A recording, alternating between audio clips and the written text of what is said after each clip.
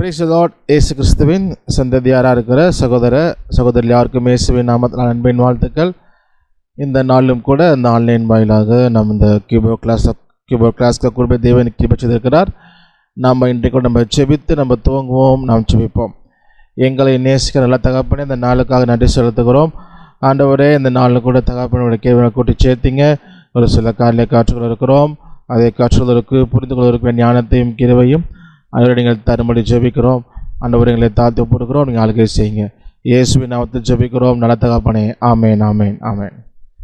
Okay, so நம்ம எப்போதும் devotion பார்த்துட்டு போவோம். ஸோ நம்ம சிஸ்டர் ஷீலா இருக்கிறாங்க, அவங்க வந்து கர்த்தருடைய வார்த்தை பகிர்ந்து கொள்வாங்க. அப்போ நம்ம கிளாஸ்க்குள்ளே போகலாம்.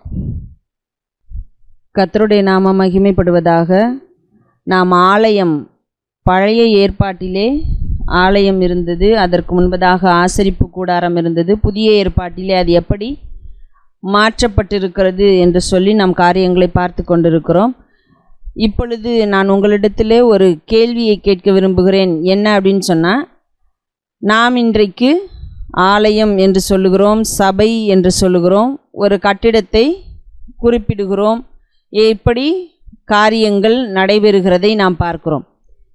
இதேபோல் நமக்கு நித்தியத்திலே, அதாவது தேவனுடைய வருகைக்கு பிற்பாடு, இயேசு கிறிஸ்துவினுடைய இரண்டாம் வருகைக்கு பிற்பாடு தேவாலயம், சபை என்பது இருக்குமா? இருந்தால் அது பழைய ஏற்பாட்டிலே இருந்தது போன்ற தேவாலயமாக இருக்குமா, அல்லது இன்றைக்கு நாமெல்லாம் கூடி வருகிற ஒரு சபை என்று சொல்லப்படுகிற அல்லது ஆலயம் என்று சொல்லப்படுகிற இடத்தை போல காணப்படுமா? நான் கேட்கிற கேள்வி உங்களுக்கு புரிந்திருக்கும் என்று நம்புகிறேன். Okay, according to Old Testament. கேள்வி அப்போ புரிஞ்சிருச்சு, ஒருத்தர் ஆன்சரும் பண்ணிட்டாங்க. மற்றவர்களுடைய உங்களுடைய கருத்துக்களையும் நீங்கள் பதிவிடலாம் அல்லது நீங்கள் சொல்லலாம். ஜாஷுவா டேனியல் அவங்க சொல்லியிருக்காங்க, அக்கார்டிங் டு ஓல்ட் டெஸ்டமெண்ட் தான், இயேசு கிறிஸ்துவினுடைய இரண்டாம் வருகைக்கு பிற்பாடு பழைய ஏற்பாட்டிலே இருந்தது போன்றதான ஒரு தேவாலயம் நமக்கு இருக்கும் என்று சொல்கிறாங்க. மற்றவர்கள் என்ன சொல்லுகிறீர்கள்? உங்களுடைய கருத்துக்களை பதிவிடலாம். ஆல்சோ பர் ரெவலேஷனில் என்ன சொல்லியிருக்கு? கொஞ்சம் பிரதர் ரஞ்சித் குமார் ஒரு சில வார்த்தைகள் சொன்னீங்க அப்படின்னு சொன்னால் கொஞ்சம் ஐடியா கிடைக்கும்னு நினைக்கிறேன். பழைய ஏற்பாடு என்று சொல்லும் பொழுது பிரகாரம், பரிசுத்த ஸ்தலம், மகா பரிசுத்த ஸ்தலம் என்று சொல்லப்படுகிற அந்த ஒரு பேட்டர்ன் இருக்கும் அப்படின்றது போல் சொல்லுகிறார்கள் அப்படின்னு நமக்கு ஒரு ஐடியா இருக்குது. ரெவலேஷனில் இருக்கிறதின்படி அப்படின்னு சொல்லும்போது நீங்கள் எந்த ஐடியா அப்படின்னு கொஞ்சம் கிளியர் பண்ணால் நல்லாயிருக்கும். ஓகே, இப்போ எஸ் ஆர் நோ அப்படின்ற ஒரு கேள்விக்கு முதலாவது பதில் சொல்லிடுங்க. அதுக்கப்புறமே ஓல்ட் டெஸ்டமெண்ட்டா இல்லை நியூ டெஸ்டமெண்ட்டா இல்லை இப்போ இருக்கிறது போலவா அப்படின்றதுக்கு நீங்கள் ஆன்சர் பண்ணலாம். என்ன அப்படின்னு சொன்னால், இயேசு கிறிஸ்துவினுடைய இரண்டாம் வருகைக்கு பிற்பாடு தேவாலயம் இருக்குமா இருக்காதா? S R no? நோ, தேவாலயம் இருக்காது. ஓகே, ரஞ்சித் குமார் அப்படின்றவங்க இருக்காது அப்படின்னு சொல்லியிருக்கிறாங்க. மற்றவர்களுடைய கருத்து இருக்குமா இருக்காதா? பிரதர் ராஜீவ் பிலிப் அவங்களும் இருக்காது. சிஸ்டர் செலினா சாம்வேல் இருக்காது. ஓகே, ரெவலேஷன் படி அப்படின்னு சொன்னது கிரைஸ்ட் இஸ் த டெம்பிள் அப்படின்னு சொல்கிறாங்க. Okay, yes, New Jerusalem church. Joshua Daniel brother சொல்கிறாங்க தேவாலயம், சபை இருக்கும். அது எப்படி இருக்கும் அப்படின்னு சொன்னால் நியூ ஜெருசலேம் சர்ச். அது எப்படி இருக்குன்னா, அப்போ ஓல்ட் டெஸ்டமெண்ட் இருந்தது போல் பிரகாரம், பரிசுத்த ஸ்தலம், மகா பரிசுத்த ஸ்தலம்லாம் வச்சு இருக்குமா? ஏன்னா அவங்க ரெண்டு கருத்து பதிவிட்டிருக்காங்க. ரெண்டையும் கனெக்ட் பண்ணி பார்த்தா ஓல்ட் டெஸ்டமெண்ட்டில் இருக்கிறது போல் ஒரு விஷயம் இருக்கும் அப்படின்னு சொல்லி நம்ம புரிந்து கொள்ள முடிகிறது. ஓகே, மற்றவர்களுடைய கருத்து 3 பேர் தேவாலயமே இருக்காது அப்படின்னு சொல்லியிருக்காங்க. அதில் ஒருத்தருடைய கருத்துன்னா தேவாலயம் இருக்காது, ஏன் அப்படின்னா கிறிஸ்துவே ஆலயமாக இருக்கிறார் அப்படின்னு சொல்கிறாங்க. ஓகே, ஓகே, நல்லது.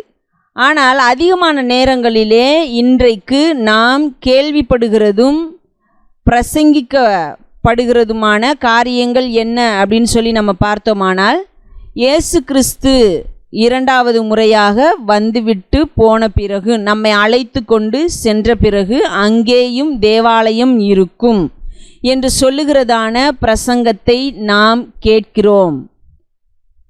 அதற்கு அவர்கள் ஒரு எக்ஸாம்பிள் சொல்கிறது எங்கிருந்து அப்படின்னு சொல்லி நம்ம பார்த்தோமானால், ஏனென்றால் மோசேக்கு தேவன் ஒரு மாதிரியை காண்பித்தார், அது பரலோகத்திலே இருக்கிறது. அந்த மாதிரியின்படி தான் இங்கே ஆசரிப்பு கூடாரம் அமைக்கப்பட்டது. ஆகையினாலே அதுபோல அங்கே ஒரு தேவாலயம் இருக்கும் என்று சொல்லுகிறதான ஒரு கருத்து நிலவுகிறது.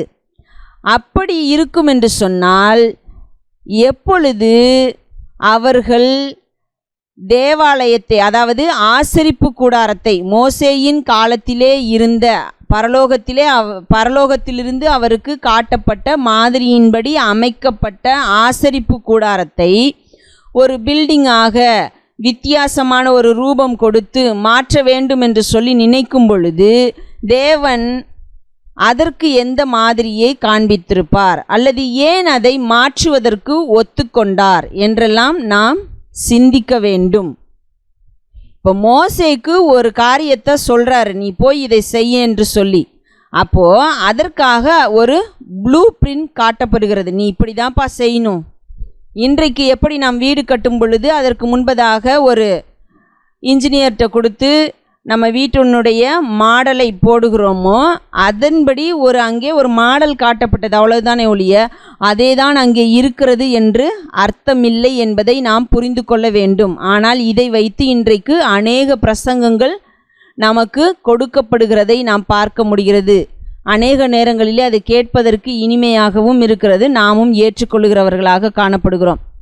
இன்னொன்று, இயேசு கிறிஸ்து இந்த உலகத்திலே வந்ததற்கு பிற்பாடு அதை எப்படியெல்லாம் மாற்றினார். எங்கும் தொழுது கொள்ளும் காலம் வரும் என்று சொன்னதை நாம் பார்க்க முடிகிறது. தேவன் ஆவியாயிருக்கிறார், அவரை தொழுது கொள்ளுகிறவர்கள் ஆவியோடும் உண்மையோடும் தொழுது கொள்ள வேண்டும் என்று சொன்னதையும் நாம் பார்க்க முடிகிறது. அதே நேரத்திலே பழைய ஏற்பாட்டிலும் கூட ஆலயம் கட்ட வேண்டும் என்று சொல்லி அவர்கள் முற்பட்ட போது தேவன் அங்கே கேள்வி எழுப்புகிறார், வானம் எனது சிங்காசனம், பூமி எனக்கு பாதப்படியாக இருக்கிறது. அப்படி இருக்கும் பொழுது எனக்கு ஆலயத்தை கட்ட உங்களால் கூடுமா, எனக்கு நீங்கள் ஆலயம் கட்ட முடியுமா என்று கேள்வியெல்லாம் எழுப்பப்படுகிறது. அப்போ எதற்காக அங்கே ஆலயம் கட்டப்பட்டது என்று சொல்லி சாலமோன் அதை சொல்லுகிறதையும் நாம் வாசிக்கிறோம். அப்போது இப்படியாக காரியங்கள் நடைபெற்று கொண்டே வரும் பொழுது, இப்பொழுது பிரதர் ரஞ்சித் குமார் அவர்கள் சொன்னபடியும் பிரதர் ராஜீவ் பிலிப் அவர்கள் சொன்னபடியும் நம்ம வெளிப்படுத்தின விசேஷத்திலே ஒரு வசனத்தை வாசிக்க முடிகிறது. 21ஆம் அதிகாரம் 22ஆம் வசனத்திலே, அங்கே ஆலயத்தை நான் காணவில்லை, ஏனென்று சொன்னால் தேவ ஆலயம் அவராக இருக்கிறார், இயேசு கிறிஸ்துவே தேவ ஆலயமாக இருக்கிறார் என்று சொல்லப்படுகிறதை நாம் பார்க்க முடிகிறது. அந்த ஒரு வசனத்தை மாத்திரம் நாம் வாசிக்கலாம். வெளிப்படுத்தின விசேஷம் 21ஆம் அதிகாரம் 22ஆம் வசனம்.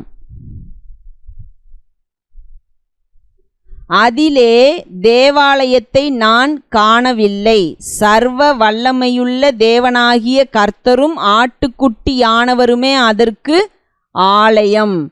நகரத்திற்கு வெளிச்சம் கொடுக்க சூரியனும் சந்திரனும் அதற்கு வேண்டுவதில்லை, தேவனுடைய மகிமையே அதை பிரகாசிப்பித்தது, ஆட்டுக்குட்டியானவரே அதற்கு விளக்கு. ரட்சிக்கப்படுகிற ஜனங்கள் அதன் வெளிச்சத்திலே நடப்பார்கள். அப்போ இங்கே நமக்கு தெளிவாக சொல்லப்பட்டிருக்கிறது, நாம் நினைக்கிறது போல ஒரு கட்டிடம், ஒரு ஆலயம் அல்லது ஒரு கூடாரம் அங்கே இல்லை. அங்கே இப்படிப்பட்ட எந்த ஒரு காரியமும் இல்லை.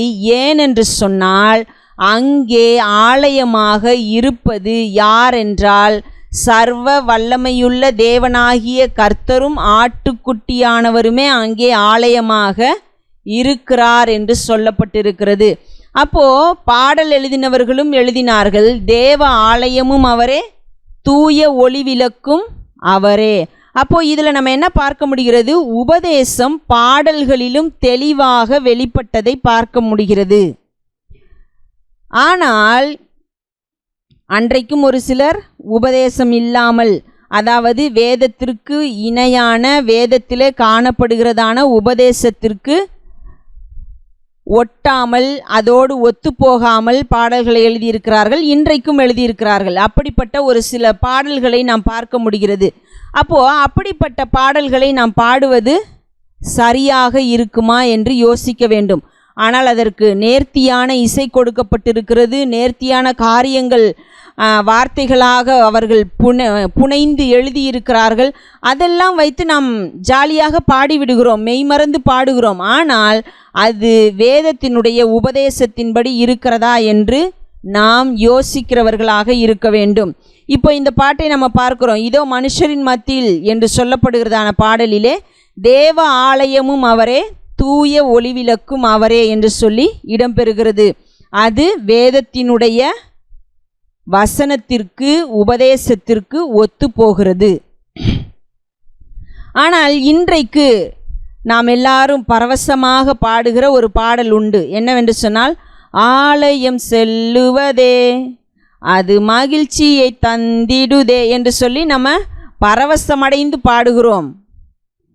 இதற்கு வேத வசனம் ஒத்து போகிறதா அல்லது உபதேசம் ஒத்து போகிறதா என்பதை சிந்தித்து பார்ப்போம். ஆனால் இது நமக்கு பரவசத்தை தருகிறது. இன்னொரு பாடலை நாம் பார்க்கிறோம். தேவனின் ஆலயமே, பரிசுத்த ஆலயமே, மகிமையின் ஆலயமே, நாமே அவ்வாலயமே. இதற்கும் வேத வசனம் இருக்கிறது. நீங்கள்தான் கிறிஸ்துவினுடைய ஆவியானவர் தங்கும் ஆலயமாயிருக்கிறீர்கள், நீங்களே அந்த ஆலயம். ஒருவன் என் ஆலயத்தை கெடுத்தால் அவனை தேவன் கெடுப்பார்.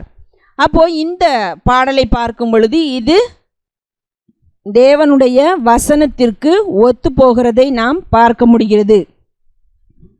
இன்னும் பாடல்கள் இருக்கிறது. என்ன அப்படின்னு சொன்னால், ஆலயத்துக்கு நேரமாச்சு கிளம்பலையா என்று சொல்லுகிறதான பாடலாகட்டும், தேவாலயம் செல்வதே மகிழ்ச்சியை கொடுக்கும், கர்த்தர் சமூகத்திலே ஆனந்தம் ஆனந்தமே என்று சொல்லப்படுகிறதான பாடல்களாகட்டும், இவைகள் தேவனுடைய வார்த்தைக்கும் வசனத்திற்கும் ஒத்து போகாததை நாம் பார்க்க முடிகிறது.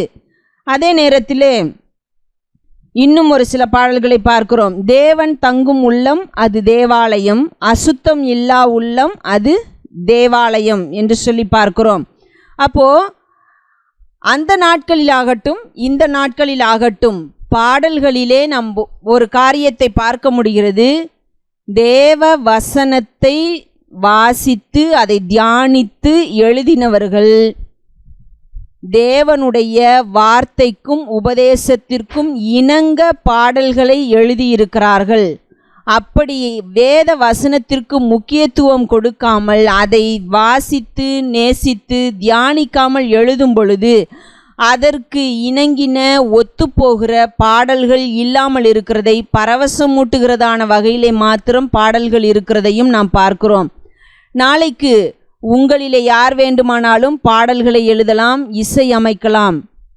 நீங்கள் பாடல்களை எழுதினாலும் சரி அல்லது மற்றவர்களுடைய பாடல்களுக்கு இசையமைத்தாலும் சரி, பாடல் தேவ வசனத்திற்கு ஒத்து போகிறதாக, உபதேசத்திற்கு இணங்குகிறதாக இருக்கிறதா, சரியான பாதையிலே அந்த பாடல் அமைக்கப்பட்டிருக்கிறதா, வார்த்தைகள் சரியாக இருக்கிறதா என்பதை சோதித்து பார்த்துவிட்டு எதையும் செய்ய வேண்டும்.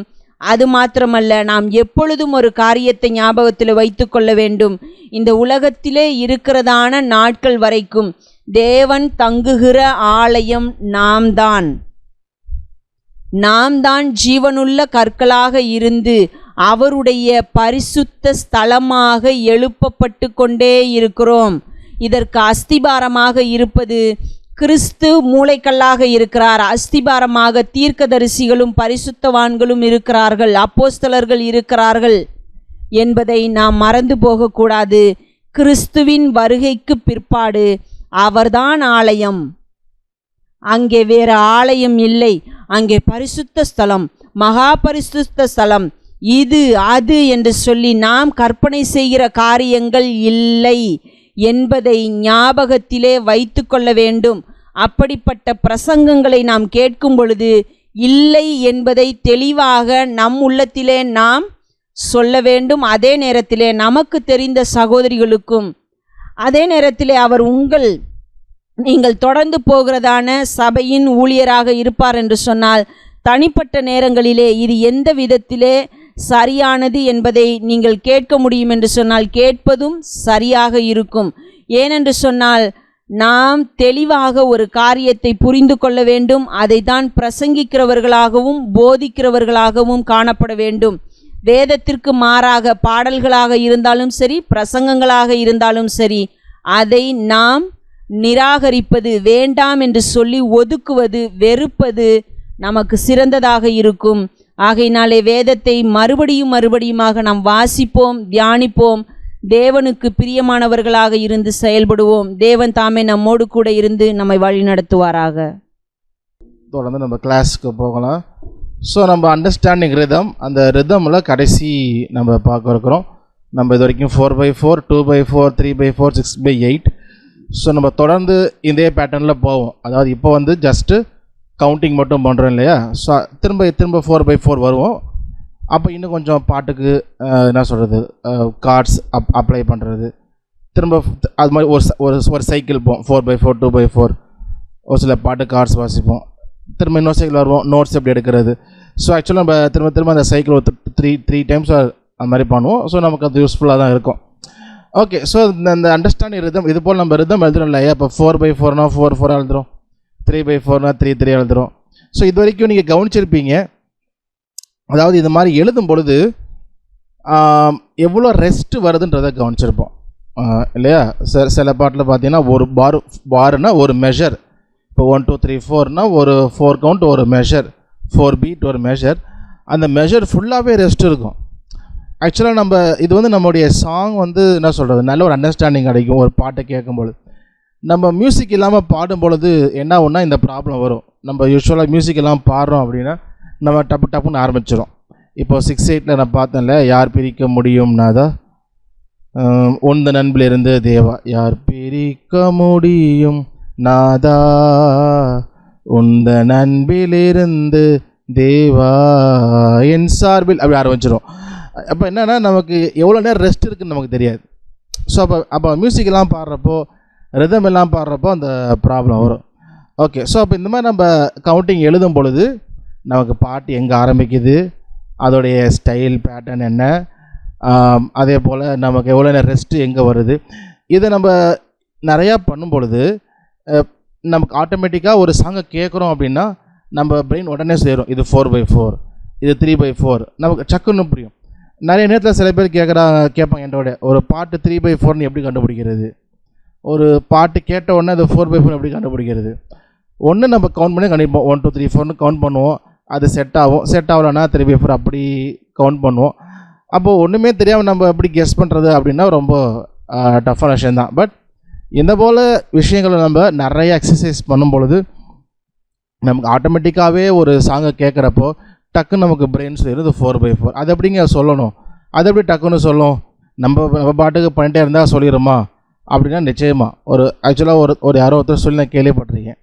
இந்த இப்போ கள்ள நோட்டெலாம் இது பண்ணுறப்போ பேங்க்கில் வேலை செய்கிறவங்களுக்கு நல்ல நோட் எப்படி கள்ள நோட்டு கண்டுபிடிக்கிறதுன்ற ஒரு இதை விஷயத்தை சொல்லும் பொழுது அதை சொல்கிறாங்க. அப்போ அவங்களுக்கு என்ன பண்ணுவாங்களாம், நல்ல நோட்டையே கொடுத்துட்டே இருப்பாங்களாம், இதை கவுண்ட் பண்ணுங்க அப்படின்னு. அவங்க கவுண்ட் பண்ணிட்டே இருப்பாங்க. சில நேரம் நம்மளே பார்த்துருப்போம் இல்லையா. ஸோ பேங்க்கில் வந்து வேகமாக கவுண்ட் பண்ணிட்டே இருப்பாங்க. டக்குன்னு ஒரு நோட் எடுப்பாங்க, டக்குன்னு ஒரு நோட்டை வந்து டக்குன்னு இதை செக் பண்ணி பாருங்கள் அப்படின்வாங்க. அதுபோல் நிறைய இடத்துக்கு பேங்க்கில் கேஷ் சென்டரும் கண்டுபிடிச்சிருக்கிறாங்க. ஸோ எப்படி அவங்களால முடிஞ்சது அப்படின்னா, அவங்களுக்கு என்ன ட்ரெயின் பண்ணுவாங்கன்னா, அவங்கள வந்து நல்ல நோட்டு கொடுத்து கவுண்ட் பண்ண சொல்லுவாங்க. கொடுத்துட்டே இருப்பாங்க. நல்லா அதை தொட்டு அதை வந்து கவுண்ட் பண்ணி அவங்க ஹேண்டில் பட்டு ஒரு ஃபீல் அவங்களுக்கு இருக்கும். அந்த பேப்பர் அந்த மெட்டீரியல் ஒரு ஃபீல் கொடுக்கும். அப்போ இந்த கல் நோட்டை நடுவில் விடும் பொழுது டக்குன்னு அவங்களுக்கு ஒரு டிஃப்ரெண்ட் ஃபீல் கிடைக்கும். அது மாதிரியே இல்லையே டக்குன்னு அவங்க கண்டுபிடிச்சிடுவாங்க. ஸோ இதுதான் ரீசன். அப்போது என்னென்னா, நல்ல நோட்டையே நல்லா பண்ணிகிட்டே இருக்கிறப்போ கள்ள நோட் டக்குன்னு பார்த்தோன்னா கண்டுபிடிச்சிருது. ஆனால் இதே அவங்க கள்ள நோட்டுனா என்ன, எத்தனை விதமான கள்ள நோட்டு இருக்குது, கள்ள நோட்டுக்கு இந்த காய்ந்ததை இங்கிட்டு பார்ப்பார் அங்கிட்டு பார்ப்பார், இது போல் பாயிண்ட்ஸ் சொன்னோம் அப்படின்னா அது இரண்டு நேரம் ஒர்க் ஆகுது இல்லையா, ஏன்னா அடுத்தடுத்த இந்த கலர் நோட்டு வேறு வேறு மாதிரி பண்ணிகிட்டே இருப்பாங்க. ஸோ அப்போது அது நமக்கு வந்து யூஸ்ஃபுல்லாக இருக்காது. எது யூஸ்ஃபுல்லாக இருக்குன்னா நல்ல நோட்டை யூஸ் பண்ணிகிட்டே இருக்கிறப்போ டக்குன்னு நமக்கு ஒன்று கலர் நோட்டு வரப்போ நமக்கு டிஃப்ரெண்ட் ஃபீல் ஆகுது. அப்போ பிரெயின் சொல்லிடுது இது கலர் நோட்டு அப்படின்னு. அதே பேட்டர்ன் தான். நம்ம வந்து 4x4 கண்டுபிடிக்கிறது என்ன பண்ணணும், எத்தனை கவுண்ட் பண்ணணும், எப்படி டிவைட் பண்ணணும், அப்படி இப்படி இதெல்லாம் பண்ணோம்னா பண்ணலாம். பட் ஒரு சாங்கோடைய ஸ்டார்டிங் பாயிண்ட்டு வேறு மாதிரி இருக்கும். ஸோ அதனால் ரொம்ப டிஃபிகல்ட்டு தான் அது. பண்ணலாம், பட் இட்ஸ் டிஃபிகல்ட். ஸோ ரொம்ப ஈஸியான வழி என்ன அப்படின்னா,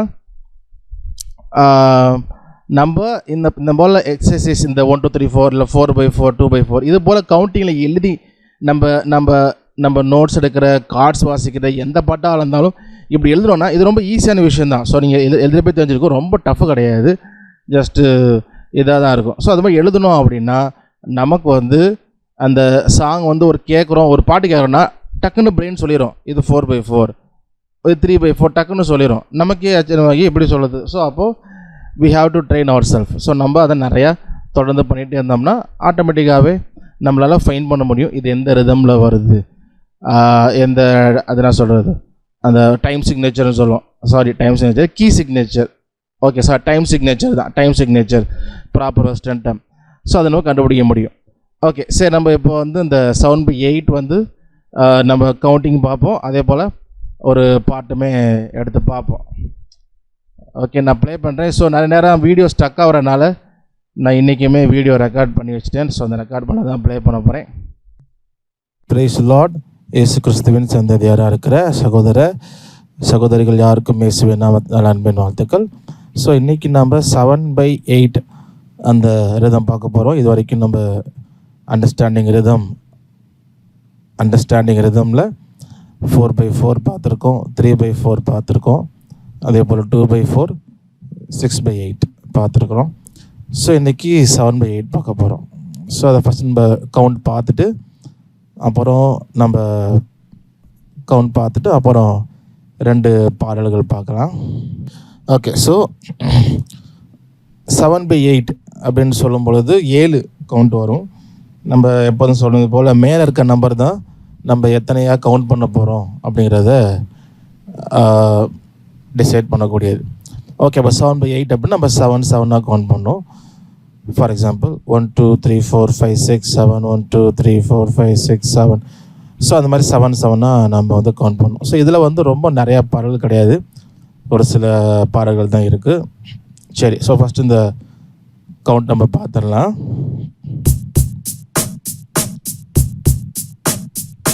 1 2 3 4 5 6 7 1 2 3 4 5 6 7 1 2 3 4 5 6 7 1 2 3 4 5 6 7 1 2 3 4 5 6 7 1 2 3 4 5 6 7.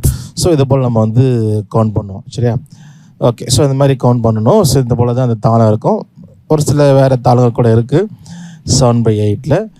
ஓகே, ஸோ நம்ம வந்து இப்போது பாட்டு பார்க்க முன்னாடி பேசிக்காக நம்ம கவுண்ட் பண்ண கற்றுக்கணும். ஸோ அதுக்கு வந்து நீங்கள் முதல்ல என்ன பண்ணணும் அப்படின்னா, ஸோ இது போல் பேப்பரில் நம்ம 1 2 3 4 5 6 7 அது போல் நம்பர் வந்து எழுதிக்கணும். எழுதிட்டு நம்ம ரிதம் ப்ளே பண்ணும் பொழுது அதோட கூட சேர்ந்து நம்மளும் கவுண்ட் பண்ணணும். ஸோ 1 2 3. ஸோ நம்ம கவுண்ட் பண்ணும் பொழுது நம்ம வந்து அந்த கரெக்டான பீட் கவுண்ட் பண்ணணும். அதே நேரம் இன்டர்வல், அந்த இடைவெளி, ஒரு நம்பருக்கும் இருக்கிற ஒரு பீட்டுக்கும் நடுவில் இருக்கிற இடைவெளி ஈவனாக நம்ம மெஷர் பண்ணணும். சரியா? ஸோ 2 3 4 5 6 7 1 2 3 4 5 6 1 2 3 4 5 6 7 1. ஸோ கொஞ்சம் ஸ்பீடாக இருக்குது. நான் மவுஸில் நோத்துறதுனால கொஞ்சம் எனக்கு இதாக இருக்குது. பட் நீங்கள் பெண்ணில் வந்து கவுண்ட் பண்ணலாம். சப்போஸ் ஸ்பீடாக இருந்தாலும் நீங்கள் இந்த யூடியூப்பில் இருக்கிற வீடியோ வந்து ப்ளேபேக் ஸ்பீடை குறைச்சி கூட நீங்கள் கவுண்ட் பண்ணி பார்க்கலாம். சரியா? ஓகே, ஸோ இப்போ நம்ம சாங் வந்து பார்க்கலாம். ஓகே, ஸோ முதல்ல நம்ம பார்க்குற பாடல் வந்து ஒருபோதும் மறவாத, இது ஒரு பழைய பாடல் தான். சாரால் நவரோஜி அவங்க பாட்டு, அவங்க எழுதின பாடல். ஒருபோதும் மறவாத உண்மை பிதா இருக்க உனக்கு என்ன குறை உண்டு மகனே. ஸோ ஆக்சுவலாக அதில் வந்து மகளே அப்படின்னு இருக்கும். உனக்கு என்ன குறை உண்டு மகனே. ஸோ நான் வந்து மகனேன்னு போட்டிருக்கேன். ஆனால் ஒரிஜினல் வெர்ஷனில் அவங்க மகளேன்னு தான் படிப்பான்னு நினைக்கிறேன். இல்லை மகனே மகளே ரெண்டுமே படிக்காங்களான்னு தெரில. சரி, ஓகே. ஸோ அப்போது இதான் அந்த பாடல். இது 7/8 இருக்கும். சரியா? ஓகே, நம்ம இந்த ரிதமோட ஜஸ்ட்டு பாடி பார்த்துட்டு அப்புறம் அந்த சாங்கை ப்ளே பண்ணி நம்ம எவ்ரி ஒன்றுக்கும் என்ன சிலபிள் வருதுன்னு நம்ம பார்த்து எழுதலாம். சரியா?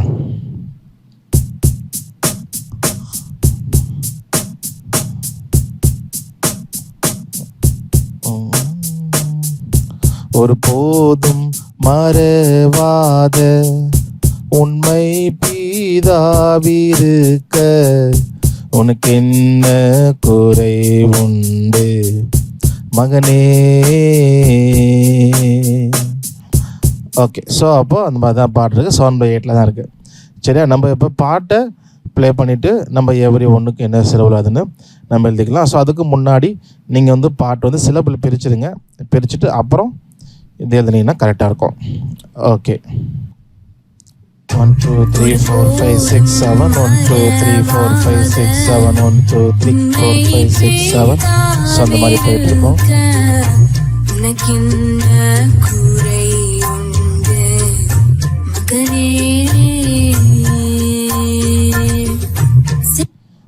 ஓகே, திரும்ப வசதி ப்ளே பண்ணுறேன். கவனிச்சிங்கன்னா தெரியும். ஸோ ஃபஸ்ட்டு 1 வரும் பொழுது பாட்டு ஆரம்பிக்குதா இல்லை லேட்டாக ஆரம்பிக்குதா அப்படி 2 1. ஸோ பாட்டு வந்து 1ல் ஆரம்பிக்கல, 3ல் ஆரம்பிக்குது. நல்லா கவனிச்சிங்கன்னா தெரியும். திரும்ப பாருங்கள். 3 3 2 1 1 2 3 4. ஸோ 3ல் தான் ஆரம்பிக்குது. ஸோ அதனால் ஃபஸ்ட் ஒன்றுக்கு நம்ம அப்படியே விட்டுடலாம். ஸோ நெக்ஸ்ட் ஒன்றில் என்ன வருதுன்னு தான் நம்ம இப்போ கவனிக்க போகிறோம்.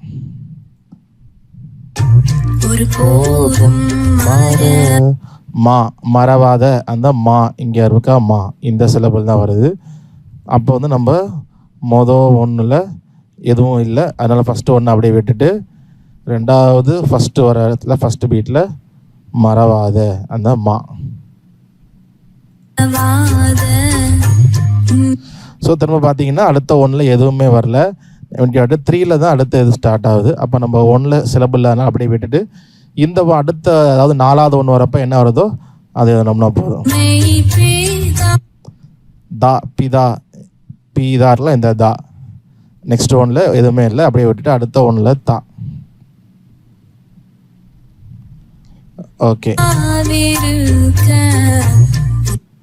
திரும்ப அதே போல் அடுத்த ஒன்றில் ரெஸ்ட்டு. இங்கே தான் அடுத்த சிலபிள் வந்து ஆரம்பிக்குது. குறை கு அந்த கு இருக்குது. ஸோ அடுத்த ஒன்றில் ரெஸ்ட்டு கு. இப்போ கவனிச்சுன்னா தெரியும். இப்போ பாட்டு எல்லாமே பார்த்தீங்கன்னா ஒரு பேட்டர்ன் மாதிரி இருக்கும். இப்போ இந்த பாட்டில் ஸ்டார்டிங் வந்து எங்கள் 3ல் ஆரம்பிக்குதா, அப்புறம் பார்த்தீங்கன்னா ஒரு பார் விட்டு விட்டு விட்டு எல்லாமே 3லேயே வரும். ஆக்சுவலாக எல்லா பாட்டும் இப்படி தான் இருக்குன்னு அவசியம் கிடையாது.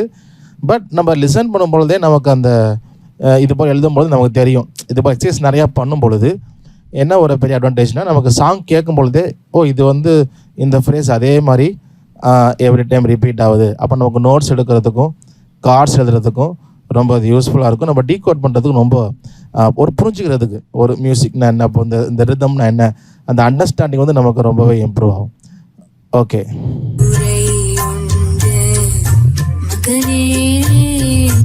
ஸோ இதில் பார்த்தீங்கன்னா மகனே மா இங்கே ஆரம்பிக்குது, நேவும் முன்னாடியே வந்துடுது.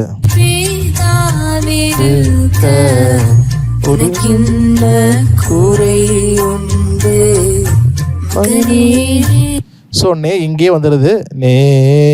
ஸோ அதே நே வந்து அப்படியே சஸ்டெயின் பண்ணுறாங்க ஒரு நோட்ஸோட. அதனால் அப்படியே நம்ம விட்டுடலாம். ஸோ 2 1 அதுக்கப்புறம் வந்து நமக்கு வந்து கேப் இருக்குது. குறை உண்டு, இங்கேயும் ரெஸ்ட்டு இங்கேயும் ரெஸ்ட்டு. அடுத்ததான் 2 சிறுவன் சி இங்கே 3ல் ஆரம்பிக்குது. 2 தான் இங்கே வருது. தொட்டுணை 2 இருக்குது. அப்போ திரும்ப 2 வார ரெஸ்ட்டு, திரும்ப இங்கே ஒரு ரெஸ்ட்டு, இங்கே தான் தொட்டுணை தொட் அது வருது.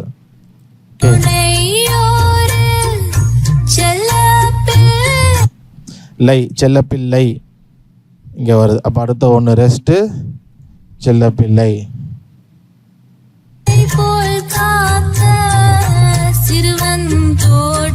ஸோ அதேலேருந்து ரிப்பீட் ஆகுது. ஸோ நமக்கு அதே இடத்துல சிலபிள் வரும். ஸோ நம்ம ரிப்பீட்டேஷன் வரும்பொழுது நம்ம திரும்ப எதுன்னு அவசியம் கிடையாது. நம்ம அப்படியே 1 டைம் மட்டும் எழுதுனா போதும். சரியா? பட் ஆனால் நமக்கு பாட்டு பாடும்பொழுது 2 வாட்டி பாடினாங்கன்னா கார்ட்ஸை ரிப்பீட் பண்ணணும், அது நமக்கு தெரிஞ்சிருக்கணும். சரியா? இப்போ டியூன் மாறுது அப்படின்னா தான் நம்ம திரும்ப எழுதணும். இப்போ ஃபஸ்ட் டைம் பாடும்பொழுது சிறுவன் தொட்டுனை ஒரு டியூனில் பாடிட்டு அடுத்த டைம் பாடும்பொழுது கொஞ்சம் டியூன் மாறுதுன்னா நம்ம நிச்சயமாக எழுதணும். ஏன்னா கார்ட்ஸ் மாறும், அந்த இடத்துல நோட்ஸும் மாறும். இப்போ அந்த டியூன் மாறலை, அப்படி அதே தான் ரிப்பீட் பண்ணுறாங்க அப்படின்னா நம்ம திரும்ப எழுத வேண்டிய அவசியம் இல்லை. ஆனால் நமக்கு ஞாபகம் வச்சுக்கணும், அந்த பாட்டு சப்போஸ் பாடும்பொழுது 2 டைம்ஸ் பாடினாங்க அப்படின்னா நமக்கு இந்த லைன் ரிப்பீட் ஆகுதுன்னு தெரியணும். ஏன்னா பிகினிங்கில் நமக்கு டக்குன்னு அடுத்தடுத்த லைன் பார்த்துட்டு கார்டை வாசிட்டே போயிடும். ஸோ அந்த மாதிரி போகிறப்ப மிஸ்டேக்கை வாய்ப்பு உண்டு. பட் நமக்கு இது தெரிஞ்சால் போதும், சேம் டியூன் தான் ஆனால் 2 டைம்ஸ் பாடுறாங்க, அப்போ அந்த கார்டு லைனை ரிப்பீட் பண்ணணும் அப்படின்னு. ஸோ அப்படி இருக்கிறப்ப நம்ம திரும்ப எழுத வேண்டிய அவசியம் இல்லை.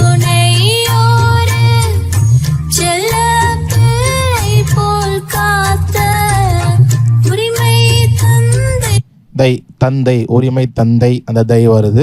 ஸோ அடுத்த ஒன்றில் ரெஸ்ட்டு, இங்கே தை.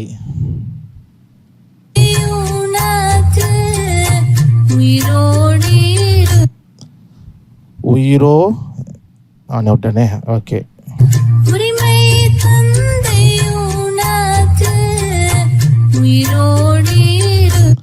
உயிரோடி ரூப் இருக்குல்ல, ரூப், இந்த ரூப் அந்த சிலபிள் தான் வருது. ஸோ அடுத்த ஒன்றில் ரெஸ்ட்டு, அடுத்த ரூப். ஓகே, ஸோ அப்போ இதே போல் மீதி இருக்க ஸ்டாண்ட்ஸாகும் நீங்கள் எடுத்து எழுதி எனக்கு அனுப்புங்க. நம்ம இன்னொரு பாட்டும் கூட நம்ம பார்க்கலாம். தேவனே நான் உமது அண்டையில் அப்படின்ற பாட்டு. இந்த பாட்டு பார்த்தீங்கன்னா 4/4லையும் பாடியிருக்கிறாங்க, 7/8லையும் பாடியிருக்கிறாங்க. ஆனால் அது ஒரிஜினல் வெர்ஷன் என்ன எனக்கு தெரில, 4/4ல் பாடினாங்களா இல்லை 7/8ல் பாடினாங்களான்னு. ஆனால் ரெண்டுலையுமே நமக்கு சாங்ஸ் யூடியூப்பில் அவைலபிளாக இருக்குது. 4/4லையும் பாடியிருக்கிறாங்க, 7/8லையும் பாடியிருக்கிறாங்க. இப்போ 7/8ல் நான் பாடி காமிக்கிறேன். அதே போல் 4/4லையும் பாடி காமிக்கிறேன், பார்த்தீங்கன்னா உங்களுக்கு புரியும். தேவனே நான் உமதண்டையில் இன்னும் நெருங்கி சேர்வதே என் ஆவல் பூமியில். ஓகே, ஸோ இது பார்த்தீங்கன்னா 7/8ல் நம்ம பாடினோம். ஓகே, பார்த்தீங்கன்னா 4/4 தான் இருக்குது. நான் ப்ளே பண்ண பாருங்கள். 1 2 3 4 1 2 3 4. தேவனே நான் உமதண்டையில் இன்னும் நெருங்கி சேர்வதே என் ஆவல் பூமியில்.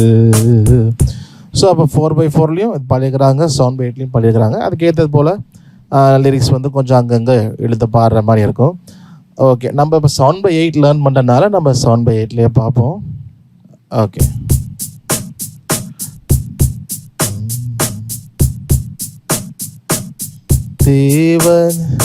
தேவனே நான் உமதண்டையில் இன்னும் நெருங்கி சேர்வதே என் ஆவல் பூமியில். ஸோ 7/8 தான் பார்க்க போகிறோம். ஸோ நம்ம அதே போல் பாட்டு எழுதிட்டு நம்ம சிலபிள் மூலம் பிரிச்சிடணும். பிரிச்சுட்டு சாங்கை ப்ளே பண்ணும் பொழுது அந்த 1 வரும் பொழுது என்ன சிலபிள் அதுன்னு பார்த்து நம்ம எழுதலாம். சரி, அதே போல் இந்த 7/8 ரதம் டிஃபால்ட்டாக கீபோர்டில் இருக்காது, நம்ம யாரோ க்ரியேட் பண்ணதான் நம்ம ஸ்டைல் யூஸ் பண்ணுற மாதிரி இருக்கும். டிஃபால்ட்டாக 7/8 ரதம் இருக்காது. ஏன்னா இது இந்தியன் கிளாசிக்கல் ரதமில் வரனால அது வெஸ்டர்னில் இருக்காது. ஸோ கீபோர்டு நீங்கள் தேடிங்கன்னா ஸோ இருக்காது. ஸோ இது அட்டையாக தெரிஞ்சவங்கள்ட்ட இருந்ததா, ஸோ யாராவது ஸ்டைல் கம்போசட் நம்ம 7/8 இருந்ததுன்னு நம்ம வாங்கி அதை யூஸ் பண்ணலாம்.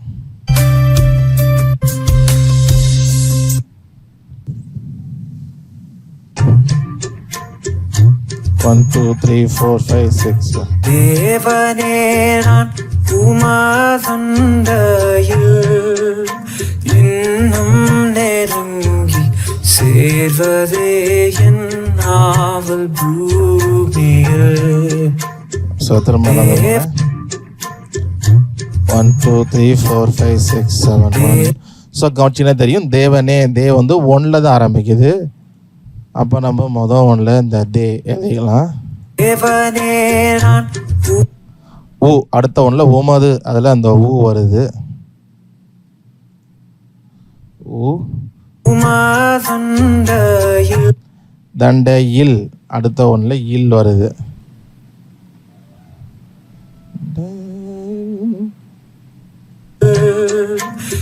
இன்னும் இன்னும் நும் அது அடுத்தல ஒன்றில் நெருங்கி சேர்வதே அந்த சேர் சேர். ஓகே. சேர்வதே என் ஆவல் அடுத்த ஒன்றில் ஆவல் ஆ சிலவல். நாவல் பூமியில் பூமியில் ஸோ அந்த பூமியில் அந்த லைன் வந்து முடியுது. ஓகே, அப்போ அந்த எல் போட்டுக்கலாம். தேவனே நான் ஸோ ரிப்பீட்டேஷன் தான். ரிப்பீட்டேஷன் வரும்பொழுது நம்ம திரும்ப எழுத அவசியம் இல்லை.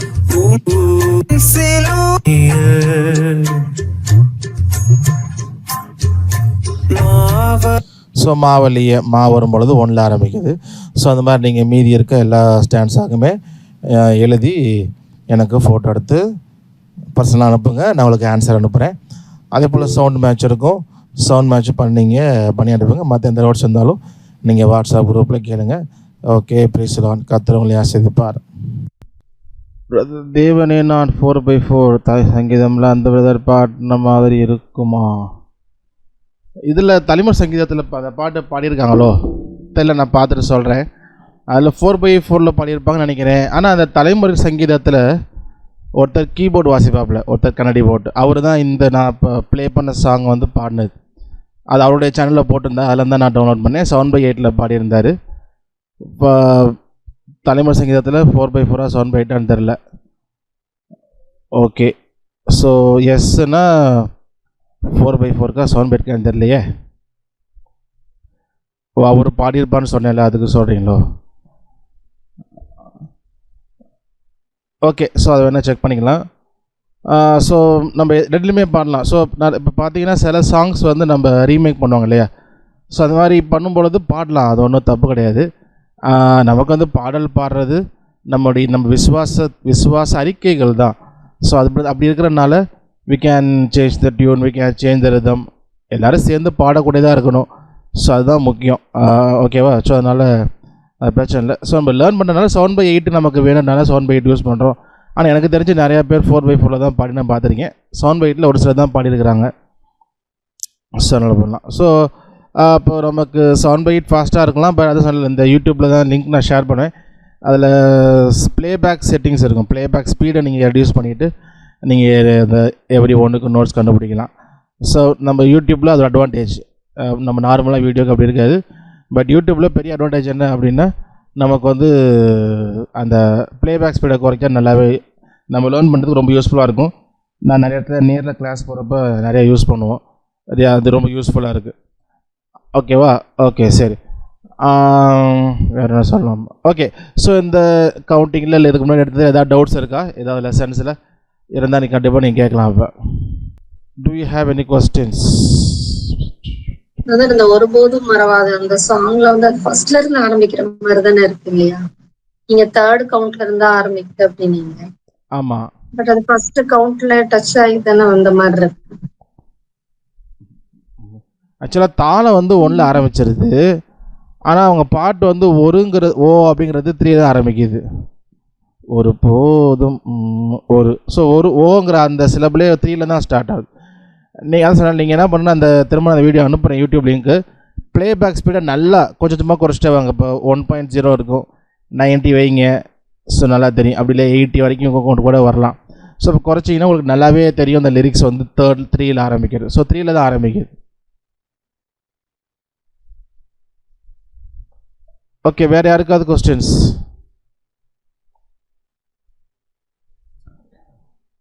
ஓகே, ஸோ ஒரு விஷயம், நம்ம வந்து இப்போ யூடியூப்பில் இருக்கிற சாங்கு நம்ம ப்ளேபேக் ஸ்பீடை குறைப்போம். பட் லூப் பண்ணுறது அவ்வளோ நமக்கு ஈஸியாக இருக்காது. ஏபி லூப் வந்து ப்ளே ஸ்டோரில் ஒரு ஃப்ரீ ஆப் இருக்குது, லூப் பிளேயர்னு. நான் அந்த லிங்க் வந்து குரூப்பில் ஷேர் பண்ணுறேன். ஸோ அதை டவுன்லோட் பண்ணிட்டீங்கன்னா நம்ம ஃபோனில் ஆடியோ ஃபைல் இருந்ததுன்னா நம்ம அந்த ஆடியோ ஃபைல் ப்ளே பண்ணும் பொழுது அழகாக நம்ம ஏபி செட் பண்ணிவிட்டு நம்ம இந்த ஒன்று எடுக்கிறப்ப யூஸ் பண்ணலாம். நோட்ஸெல்லாம் பின்னாடி யூஸ் பண்ணுவோம். அதுக்கெலாம் நல்லாவே நமக்கு வந்து இந்த யூஸ் ஆகும். லூப் பிளேயர் எல்லோ கலரில் இருக்கும், எல்லோ கலரில் லூப் சிம்பிள் போட்டிருக்கோம். ஸோ நான் லிங்க் அனுப்புகிறேன், குரூப்பில் அனுப்புகிறேன். ஸோ அதெல்லாம் டவுன்லோட் பண்ணிக்கோங்க. ஃப்ரீ ஆப் தான், சைஸும் ரொம்ப கம்மி தான். சரியா? பட் அதை நம்ம கண்டிப்பாக யூஸ் பண்ணுவோம் ஃப்யூச்சரில். ஓகே, மற்ற வேறு ஒன்றும் இல்லை. ஸோ ஐ திங்க் நம்ம எல்லா இதை முடிச்சிட்டோம். ஸோ அடுத்ததில் இருந்து நெக்ஸ்ட் கிளாஸ்லேருந்தே we will start to play the cards. Syllable identification பார்த்துட்டோன்னு நினைக்கிறேன். ஆமாம், ஓகே. ஸோ நெக்ஸ்ட் கிளாஸ் வந்து கார்டு வாசிக்க ஆரம்பிச்சிடும். ஸோ வீடியோ அசைன்மெண்ட் நெக்ஸ்ட் வீக்லேருந்து இருக்கும், இன்றைக்கி இல்லை. பட் நெக்ஸ்ட் வீக்கில் வந்து நீங்கள் நிறையா வாசிக்கிற மாதிரி இருக்கும். ஸோ அதனால் கொஞ்சம் வீடியோ அசைன்மெண்ட் பெண்டிங் இருக்குது அப்படின்னா அதை முடிச்சிடுங்க. அதே போல் கொஞ்சம் டைம் ரெகுலராக கொஞ்சம் ஒதுக்கிறதுக்கு நம்ம பார்த்துக்கோங்க. சரியா? ஸோ நெக்ஸ்ட் வீக்லேருந்து we will start to play the cards. Okay. So questions இல்லைன்னா ஓகே. ஸோ உங்களுக்கு அதுக்கப்புறம் எப்போ கொஸ்டின்ஸ் வந்தாலும் நீங்கள் எப்போ வேணால் கேட்கலாம். ஸோ தைரியமாக நீங்கள் கேளுங்க, கண்டிப்பாக நான் ஆன்சர் பண்ணேன். ஓகே. ஸோ நம்ம ப்ரேயர் பண்ணி நம்ம கன்க்ளூட் பண்ணலாம். எங்களை நேசிக்கிற நல்ல தகப்பனே, இந்த நாளுக்காக நன்றி செலுத்துகிறோம். அப்பா ஆண்டவரே, நீ கொடுத்த இந்த மேலான ஸ்லாக்கியத்துக்காக நன்றி செலுத்துகிறோம். நாங்களாம் ஏதோ எங்கெங்கே தூரமாக இருந்தாலும் இந்த நாட்களில் நாங்கள் எல்லோரும் சந்தித்து இதை கற்றுக்கொள்ளும்படி நீ கிருபை தந்திருக்கிறீங்க. அதுக்கு ஒரு வாய்ப்பை நீ ஏற்படுத்தி கொடுத்துருக்கீங்க, நன்றி செலுத்துகிறோம். நாங்கள் இந்த வாய்ப்பை பயன்படுத்தி கொண்டு நாட்களை பிரயோஜனப்படுத்துகிறவர்களாய் இதை கற்றுக்கொண்டு உம்முடைய நாமத்தின் மகிமைக்காக பயன்படுத்த கிருபை செய்யுங்க. ஒவ்வொருவரையும் உம்முடைய கருத்தில் ஒப்புக் கொடுக்குறேன். நீங்கள் ஆசீர்வதிங்க, காத்துக்கொள்ளுங்க. இயேசுவின் நாமத்தில் ஜெபிக்கிறோம் நல்ல தகப்பனே, ஆமென். என் ஆத்மாவே கர்த்தரை ஸ்தோத்திரி, என் முழு உள்ளமே பரிசுத்த நாமத்தை ஸ்தோத்திரி. என் ஆத்மாவே கர்த்தரை ஸ்தோத்திரி, அவர் செய்த சகல உபகாரங்களையும் மறவாதே. ஆமென், ஆமென்.